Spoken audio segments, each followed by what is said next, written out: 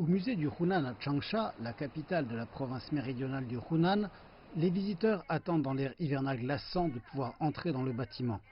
Depuis sa réouverture à la fin mars, après que la Chine a commencé à relâcher ses restrictions relatives au coronavirus, le musée du Hunan a accueilli plus de 800 000 visites.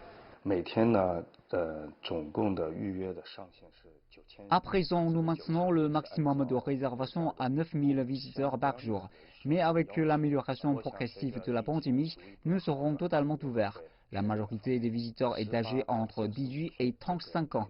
Manifestement, cela serait considéré comme une ruée s'il n'y avait pas de pandémie.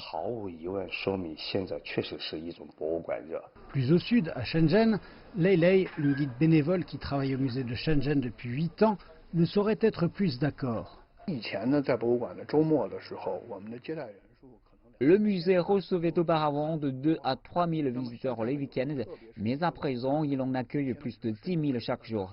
Cette augmentation provient principalement de deux groupes de visiteurs, les familles et les stars de l'Internet. En fait, je réfléchis au moyen de faire rester les visiteurs plus longtemps au musée. D'autres experts en musée sont encore plus directs. J'espère que davantage de jeunes investiront dans de belles et estimables antiquités plutôt que de jeter leur argent par la fenêtre en produits de luxe.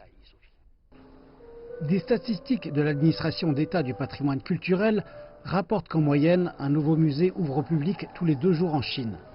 À la fin 2019, il y avait 5 535 musées dans le pays, soit 181 de plus que l'année précédente. L'entrée est gratuite dans près de 90% de ceux-ci.